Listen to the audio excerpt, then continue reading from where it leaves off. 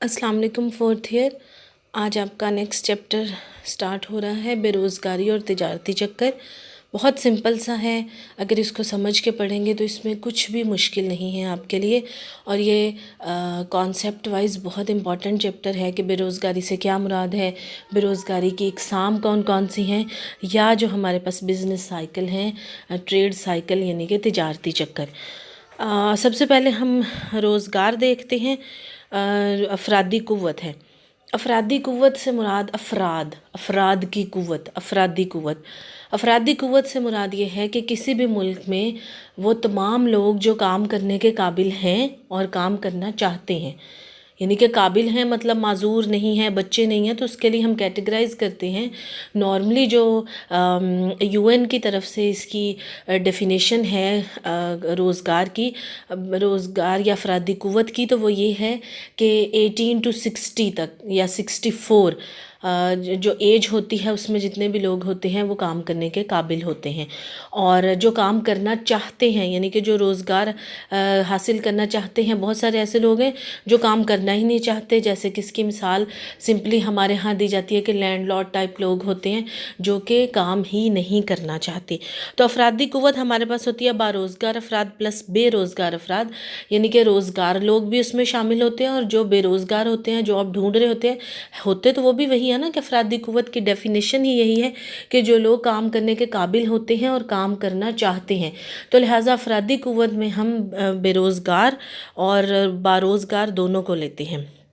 روزگار افراد کی ڈیفینیشن ہم دیکھیں تو ان افراد کو روزگار پر تصور کیا جائے گا جو مکمل وقت کے لیے روزگار پر ہوں یا جزوی طور پر روزگار ہوں، یعنی کہ جو اگر 12 گھنٹے کی شفٹ ہے یا 8 گھنٹے کی شفٹ ہے تو وہ کر رہے ہوں، یا 2 سے 3 گھنٹے ایٹ لیسٹ کوئی نہ کوئی کام کر کے کچھ ارن کر رہے ہوں۔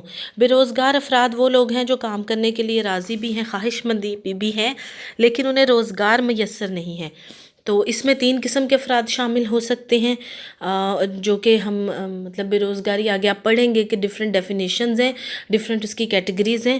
تو وہ لوگ جو پچھلے 4 ہفتوں سے بیکار ہوں، یعنی کہ تقریباً 1 مہینے سے بے روزگار ہوں اور روزگار کی جستجو میں لگے ہوں۔ اگر کوئی بندہ 2-4 دن کے لیے بے روزگار ہوتا ہے تو اس کو ہم بے روزگار نہیں کہیں گے۔ پھر وہ لوگ جو اپنے روزگار سے عارضی طور پر ہٹا دیے گئے ہوں اور اپنے روزگار پر دوبارہ بلائے جانے کا انتظار کر رہے ہوں، جیسے کہ یہ لاک ڈاؤن میں ہوا تھا کہ وہ فیکٹریز بند ہو گئی تھی تو وہ 2-3 ماہ جو ہیں وہ لوگ گھر رہے تھے۔ پھر جو لوگ 30 دن کے اندر اندر نئے روزگار کو شروع کرنے کے منتظر ہوں، تو جتنے بھی لوگ آبادی کا حصہ ہیں وہ افرادی قوت کی تعریف میں نہیں آتے۔ اس کے علاوہ یعنی ان 2 گروہوں کے علاوہ جتنے بھی افراد ہیں وہ افرادی قوت کا حصہ نہیں ہوتے۔ باروزگار اور بے روزگار کے علاوہ جتنے بھی لوگ ہیں وہ افرادی قوت کا حصہ نہیں ہیں۔ اب ہے محنت کی منڈی کے 3 معیار۔ محنت کی منڈی جیسے ہر چیز کی منڈی ہے، جیسے فروٹ کی منڈی ہے، جیسے سبزیوں کی منڈی ہے، جیسے جو ہے وہ چاولوں کی منڈی ہے، جیسے گندم کی منڈی ہے، تو ہر چیز کی ہمارے ہاں منڈی ہے۔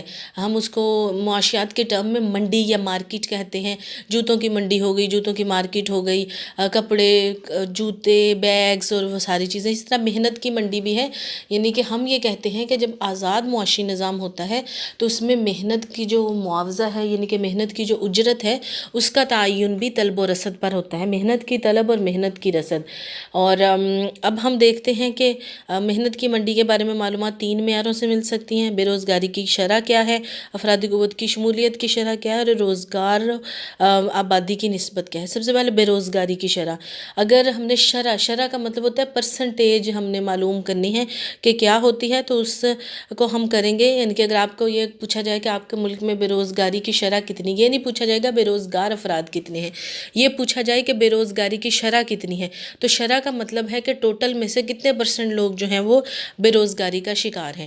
تو اس کے لیے پھر آپ کیا کریں گے، اس کے لیے آپ بے روزگار افراد کی تعداد اس کو ڈیوائیڈ کر دیں گے افرادی قوت پہ، یعنی کہ آپ کسی بھی شرح نکالتے اپنے مارکس کی نکالتے تو ایسے ہی نکالتے ہیں نا، گینڈ آپ کے جو مارکس ہوتے ہیں divided by total marks multiply by 100۔ تو اسی طرح سے یہ ہے کہ بے روزگار افراد کی تعداد بٹا افرادی قوت ضرب 100۔ تو افرادی قوت ہمارے پاس برابر ہوتی ہے باروزگار اور بے روزگار افراد کے. پھر ہے افرادی قوت کی شمولیت کی شرح. یہ شرح افرادی قوت میں شامل ہونے والے افراد کی فیصد بتاتی ہے، یعنی کتنے فیصد لوگ افرادی قوت کا حصہ بن گئے ہیں. تو ہر سال یہ بھی دیکھا جاتا ہے کہ ہماری افرادی قوت میں کتنا اضافہ ہوا ہے. اس کا یہ مطلب ہے کہ اضافہ ہوا ہے یا کمی ہوئی ہے، کیا فرق پڑا ہے. تو نارملی ہم اس کو اضافہ ہی دیکھتے ہیں. ہر سال جو ہے وہ سینکڑوں لوگ 17 سال سے 18 سال کی عمر میں آ کے افرادی قوت کا حصہ بن جاتے ہیں. تو اسی طرح سے بہت سارے لوگ جن کی ڈیتھ ہو جاتی ہے وہ افرادی قوت سے نکل جاتے ہیں. تو افرادی قوت کی شمولیت کی شرح ہمارے پاس ہوتی ہے افرادی قوت بٹا کام کرنے کے قابل آبادی ملٹیپلائی بائی 100، یعنی کہ ٹوٹل کتنے لوگ ہیں جو کام کرنے کے قابل ہیں. یہ نہیں کہ وہ کام کرنا چاہتے ہیں یا نہیں، سمپل جو کام کرنے کے قابل لوگ ہیں، آبادی ہے، اس میں سے افرادی قوت کتنی ہے ہماری. تو کتنی افرادی قوت ہماری جو ہے وہ ہر سال، ظاہری بات ہے اگر اس دفعہ 15 ہے یا 70 لگا لیں، 70 ہے، پچھلے سال 69 تھی، تو اس کا مطلب ہے کہ ہماری افرادی قوت کی شمولیت جو ہے وہ 1% انکریز ہوئی ہے. پھر ہے روزگار و آبادی کی نسبت. یہ نسبت بتاتی ہے کہ کام کے قابل آبادی میں سے کتنے فیصد لوگ کو روزگار مہیا، یعنی کہ روزگار و آبادی کی نسبت کہ کتنی فیصد آبادی کو روزگار میسر ہے. تو سمپلی روزگار افراد کی تعداد بٹا کام کے قابل آبادی ملٹیپلائی بائی 100، تو یہ ہمارے پاس آ جائے گا.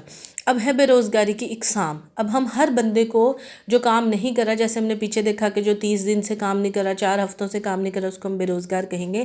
لیکن اس کو ہم نے جو ہے وہ معیشت دانوں نے کلاسیفائی کیا بے روزگاری کو. تو سب سے پہلی ہے کشمکشی بے روزگاری. اس کو ہم فرکشنل ان امپلائمنٹ بھی کہتے ہیں. یہ کشمکشی بے روزگاری ہوتی ہے جو کہ ہم یہ کہہ سکتے ہیں کہ مکمل روزگار کی سطح پر بھی کچھ بے روزگاری موجود ہوتی ہے. اس میں ہمارے پاس ایک کشمکشی بے روزگاری بھی ہوتی ہے. اب یہ کیا ہوتی ہے؟ محنت کی منڈی میں ایک مستقل نوعیت کی ہلچل پائی جاتی ہے. یہ ہلچل نئے کاروبار کے جنم لینے اور پرانے کاروبار کے ختم ہونے کی بنا پر پیدا ہوتی ہے. اب اپنی زندگی میں دیکھیں عام، یہ تو محنت کی منڈی میں تو پھر وہ ڈیفرنٹ کیٹیگریز ہو جاتی ہیں. اگر آپ جائیں تو بہت ساری دکانیں جو ہیں وہ نئی بن رہی ہوتی ہیں، بہت ساری دکانیں جو ہیں وہ ختم ہو رہی ہوتی ہیں. تو اسی طرح سے جو ختم ہو رہی ہوتی ہیں ان کا جو لوگ ہوتے ہیں، ملازمین ہوتے ہیں، ان کا روزگار ختم ہو رہا ہوتا ہے. جو نئی دکانیں بنتی ہیں ان کے جو ملازمین ہیں ان کا روزگار شروع ہو رہا ہوتا ہے. لہٰذا جو کاروبار نقصان میں ہو رہے ہوتے ہیں وہ بند ہو رہے ہوتے ہیں، تو لوگ بے روزگار ہو رہے ہوتے ہیں ان سے منسلک. اور جو نئے کاروبار شروع ہو رہے ہوتے ہیں وہ لوگوں کو روزگار فراہم کر رہے ہوتے ہیں. تو جو لوگ کاروبار بند ہونے کی بنا پر روزگار سے محروم ہو جائیں وہ نئے روزگار کی جستجو میں لگ جاتے ہیں. اس قسم کی لوگوں کو کشمکشی بے روزگار لوگ کہتے ہیں. یعنی کہ جو کاروبار بند ہونے کی وجہ سے بے روزگار ہوئے ہیں اور وہ نئے روزگار کی تلاش میں ہیں. لہٰذا اگر ان افراد کو محنت کی منڈی کے بارے میں مکمل معلومات ہو تو وہ زیادہ عرصہ تک بے روزگار نہیں رہ سکیں گے. اور کشمکشی بے روزگاری کو ہم ایک اور طرح سے بھی بیان کر سکتے ہیں کہ وہ بے روزگاری جو کہ محنت کی منڈی کے بارے میں نامکمل معلومات کی بنا پر جنم لے، کشمکشی بے روزگاری کہلاتی ہے. محنت کی منڈی کے بارے میں معلومات جو ہیں وہ نامکمل ہوں، یعنی کہ اگر محنت کی منڈی کے بارے میں پتہ ہے کہاں کہاں چانسز ہیں، کہاں کہاں جو ہے وہ جاب اویلیبل ہو سکتی ہے، تو اگر یہ پتہ ہو تو پھر کشمکشی بے روزگاری جو ہے وہ نہیں پائی جائے گی. لیکن اگر نہیں پتہ، کچھ ٹائم لگتا ہے، کچھ ایسے لوگ بھی ہوتے ہیں نا جنہوں نے اپنی جاب کے ختم ہونے سے پہلے ہی یہ دیکھا ہوتا ہے کہ اچھا فلاں جگہ پہ بھی جاب ہے، فلاں جگہ پہ بھی اپرچونٹی ہے، ہم وہاں جاب کر سکتے ہیں. کشمکشی بے روزگاری معیشت کے لیے اچھی سمجھی جاتی ہے کیونکہ جس معیشت میں ترقی و نمو ہو وہاں نئے نئے کاروبار شروع ہوتے رہتے ہیں اور نئی ٹیکنالوجی سے جان پہچان رکھنے والے لوگوں کو زیادہ روزگار کے مواقع ملتے ہیں. لہٰذا کشمکشی بے روزگاری معیشت کی ترقی کی بھی نشانی ہوتی ہے. یعنی کہ نئے کاروبار سٹارٹ ہوں گے تو اکثر یہ ہوتا ہے کہ کاروبار بند بھی ہونے کی وجہ سے لوگ بے روزگار ہو جاتے ہیں، یا جو ہے وہ ایک یہ بھی بے روزگاری کی قسم ہوتی ہے کہ لوگ بہتر روزگار کی خاطر اپنی جو ہے وہ پہلی نوکری جو ہے چھوڑ دیتے ہیں. کشمکشی بے روزگاری کی معیشت دان 2 وجوہات بتاتے ہیں. ایک تو یہ کہ محنت کی منڈی کے بارے میں نامکمل معلومات، اور دوسرا حکومت کی طرف سے پرکشش بے روزگاری الاؤنس. جو یورپین کنٹریز ہیں ان میں جو بے روزگار افراد ہوتے ہیں انہیں حکومت خرچ دیتی ہے کچھ اور الاؤنس دیتی ہے. تو اگر حکومت بے روزگاری الاؤنس کو بڑھا دے تو لوگ کام چھوڑ کر بے روزگاری الاؤنس لینا شروع کر دیں گے. لہٰذا بے روزگاری کو ختم کرنے کے لیے ایک تو محنت کی منڈی کے بارے میں مکمل معلومات کی فراہمی ہو، اور دوسرا بے روزگاری الاؤنس کی حوصلہ شکنی ہو. سیکنڈ ہے ساختمانی بے روزگاری، وہ بے روزگاری جو کہ طلب و رسد کے رجحان میں تبدیلی کی بنا پر ہو، ساختمانی بے روزگاری کہلاتی ہے، اور اس بے روزگاری کا دورانیہ عموماً کشمکشی بے روزگاری سے زیادہ ہوتا ہے، لہٰذا اس کی دو وجوہات ہیں، طلب و رسد کے رجحان میں تبدیلی اور ٹیکنالوجی کی بدولت طریقہ پیدائش میں تبدیلی کی بنا پر اس کو تکنیکی بے روزگاری بھی کہتے ہیں، اور جغرافیہ بے روزگاری جو کہ کسی علاقے میں کسی صنعت کے فروغ کی وجہ سے پیدا ہو، یعنی اگر کوئی صنعت ایک خاص علاقے میں اکٹھی ہونی شروع ہو جائے تو وہ لوگ اس صنعت سے جو لوگ منسلک ہیں یا ان کی قابلیت و صلاحیت اس صنعت سے مطابقت نہیں رکھتی تو وہ بے روزگار ہو جائیں گے۔ ساختمانی بے روزگاری کا معیار 3 چیزوں پر منحصر ہے، کسی حد تک کوئی صنعت ایک خاص علاقے میں مرتکز ہو رہی ہے، یا ٹیکنالوجی کی وجہ سے طلب و رسد کے رجحان میں تبدیلی آ رہی ہے، یا محنت کی عدم حرکت پذیری، یعنی محنت کی منڈی میں جتنی حرکت پذیری کم ہوگی اتنی ساختمانی بے روزگاری زیادہ ہوگی۔ اگر طلب بڑھ جاتی ہے تو اس سے کیا ہوگا، جب طلب بڑھے گی تو لوگ زیادہ سے زیادہ انویسٹمنٹ کریں گے اس طلب کو پورا کرنے کے لیے، تو ساختمانی بے روزگاری کم ہوگی۔ لیکن اگر طلب کم ہو جاتی ہے تو لوگ اپنی چیزیں جو ہیں وہ پہلے جو بنا رہے تھے وہ کم بنائیں گے، تو لہٰذا کچھ یونٹس ان کے بند ہو جائیں گے تو لوگ بے روزگار ہو جائیں گے۔ ساختمانی بے روزگاری کو ختم کرنے کے لیے معیشت دان 2 طریقے بیان کرتے ہیں، ایک تو یہ ہے کہ زیادہ سے زیادہ لوگوں کو روزگار کے مواقع فراہم کر کے اور ان کی حرکت پذیری بڑھائی جائے، یعنی کہ اگر مزدور ایک جگہ سے دوسری جگہ جا کر کام کرنے کے لیے تیار ہیں تو پھر یہ بے روزگاری کم ہوگی، لیکن اگر مزدور ایک جگہ سے دوسری جگہ جا کر ایک علاقے سے دوسرے علاقے میں جا کر کام کرنے کے لیے تیار نہیں ہیں تو پھر ساختمانی بے روزگاری زیادہ ہوگی۔ پھر لوگوں کو ٹریننگ دے کر ان کی قابلیت اور صلاحیت کو روزگار کی منڈی میں تبدیل ہوتی ہوئی ضروریات کے مطابق ڈھالا جائے، تاکہ جو بھی ان کے قریب صنعت ہے وہ ہر صنعت کے لیے سوٹیبل جاب جو ہے وہ صنعت میں تلاش کر سکیں۔ تو اس کے بعد ہمارے پاس آ جاتی ہے چکری یا ادواری بے روزگاری۔ نام سے ظاہر ہے کہ تجارتی چکر کے سرد بازاری میں داخل ہونے کی وجہ سے جو لوگ بے روزگار ہو جاتے ہیں۔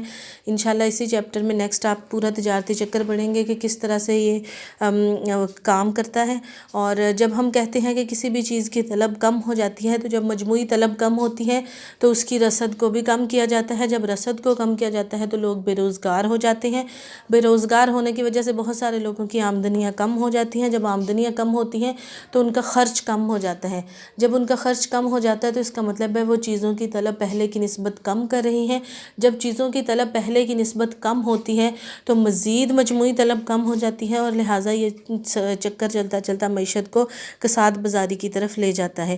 دوسرے الفاظ میں جب کسی ملک کی حقیقی خام ملکی پیداوار اس ملک کی ممکنہ خام ملکی پیداوار سے کم ہو جائے تو اس کے نتیجے میں بے روزگار ہونے والے افراد کو چکری بے روزگار کہتے ہیں، اور اس کا دوسرا نام طلب میں کمی کی بے روزگاری بھی ہوتا ہے، یعنی کہ طلب میں کمی کی وجہ سے جو بے روزگاری جنم لیتی ہے۔ اگر کسی معیشت میں چکری یا ادواری بے روزگاری صفر ہو تو اسے ہم مکمل روزگار کی سطح بھی کہہ سکتے ہیں، کیونکہ اس سطح پر حقیقی خام ملکی پیداوار اور ممکنہ خام ملکی پیداوار برابر ہو جاتی ہیں، جبکہ کشمکشی بے روزگاری اور ساختمانی بے روزگاری مکمل روزگار کی سطح پر بھی پائی جاتی ہے، اس لیے ان دونوں بے روزگاریوں کو فطری بے روزگاری کی شرح بھی کہتے ہیں۔ فطری بے روزگاری کی شرح اس لیے کہتے ہیں کہ یہ کامل روزگار کی سطح پر بھی موجود ہوتی ہے، یعنی کہ مکمل روزگار کی سطح پر کشمکشی اور ساختمانی بے روزگاری موجود ہوتی ہیں، مثبت ہوتی ہیں۔ آگے ہے موسمی بے روزگاری، یہ سمپل سا ہے، موسم میں تبدیلی کی بنا پر محنت کی طلب کم ہو جائے اور اس کے نتیجے میں جو لوگ بے روزگار ہو جائیں انہیں موسمی بے روزگاری کہتے ہیں، جیسے کہ برف کا جو کارخانہ ہے اس میں جو لوگ کام کرتے ہیں وہ سردیوں میں بے روزگار ہو جاتے ہیں، تو اسی طرح موسم کے حساب سے جو چیزیں بنتی ہیں وہ جب موسم ختم ہوتا ہے ان کا تو وہ لوگ بے روزگار ہو جاتے ہیں ان کارخانوں میں کام کرنے والے۔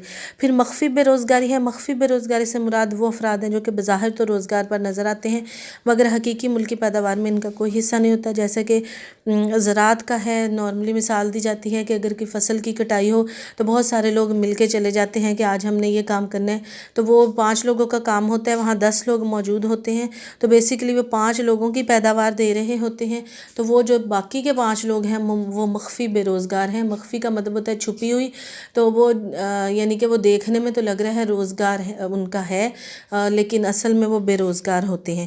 اس قسم کے بے روزگار زیادہ تر زراعت کے شعبے میں دیکھنے میں آتے ہیں، جہاں ایک گھر کے 5 افراد ذمہ دارہ کر رہے ہوتے ہیں مگر کام صرف 2 افراد کرتے ہیں، باقی صرف معیشت پر بوجھ ہوتے ہیں۔